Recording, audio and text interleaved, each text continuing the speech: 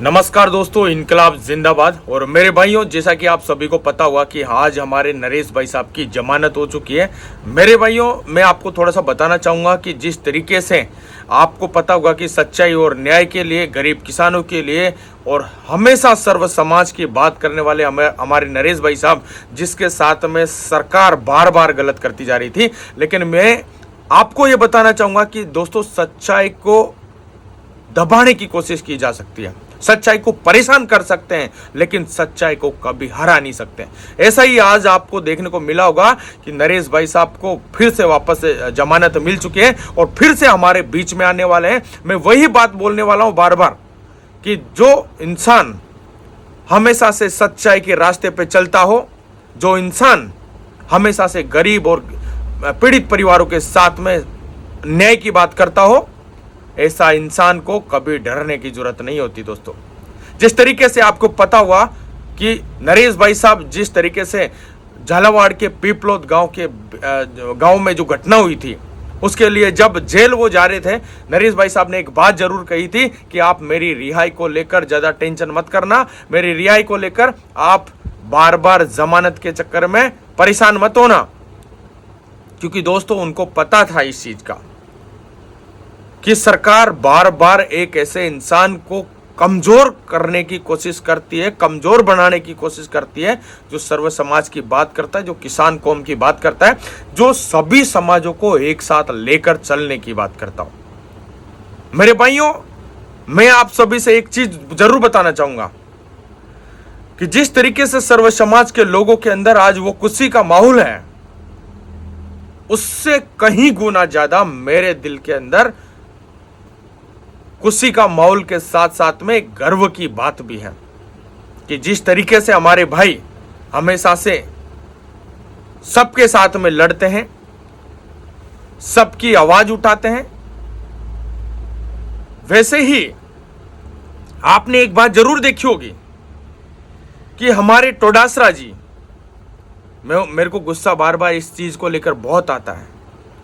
वो जैसे उनसे एक मीडिया वालों ने पूछा था कि भैया कि टोडासरा जी, क्या अंता से नरेश भाई साहब चुनाव लड़ेंगे, क्या उनको टिकट देंगे? तो टोडासरा जी ने एक बात की थी कि किस टिकट की बात कर रहे हो, वो तो निर्दलीय चुनाव लड़ लिया उन्होंने तो। लेकिन टोडासरा जी, मैं आपको फिर से जवाब देना चाहूंगा, मेरे समाज और सर्व समाज के लोगों को यह समझ आ गया कि यह बीजेपी और कांग्रेस सिर्फ लोगों को कठपुतली बनाने का काम कर रही है, सिर्फ लोगों के भविष्य के साथ में, लोगों गरीब परिवारों के साथ में खिलवाड़ कर रही है।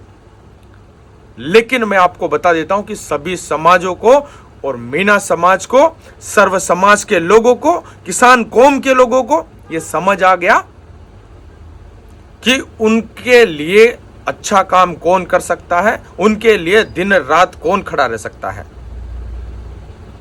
तो मैं आप सभी को ये बताना चाहूंगा, आपसे ये रिक्वेस्ट करना चाहूंगा कि आपको ये, हम सबको ये जरूरत नहीं पड़नी चाहिए कि हमारे पास किसी कांग्रेस या किसी बीजेपी का टिकट होगा तभी हम एमपी एमएलए बन सकते हैं। हमारे पास में वो पावर है, वो शक्ति हमारे पास में है, हमारे वोटों से ही हम नेता बनाते हैं। दोस्तों, किसी टिकट की जरूरत नहीं होती। जब एक इंसान हमेशा सच्चाई और न्याय की आवाज लड़ लड़कर बार बार सरकार उसको जेल में बंद कर देती है, उसकी आवाज को बुलंद करने की सिर्फ कोशिश ही नहीं करनी, हम सबको उनको आने वाले जो इलेक्शन है उसमें ज्यादा से ज्यादा संख्या से वोट देकर उनको एमपी एमएलए बनाना है। हमको ये प्रण कर लेना है। मेरे भाइयों, काफी सारे लोगों के एक कमेंट जरूर आता है कि विराट भैया, नरेश भाई साहब को भी थोड़ा सा बताओ कि थोड़ा सा उनको ये बोलो कि थोड़ा सा गुस्सा कम करें। हाँ, ये चीज मैं मानता हूं, नरेश भाई साहब को गुस्सा कम करने की थोड़ी जरूरत है। लेकिन मेरे भाई, जब किसी गरीब या किसी अपने ही परिवार के लोगों के साथ में गलत होता है, तब सोचना समझना नहीं आता कि क्या करना चाहिए, क्या नहीं करना चाहिए।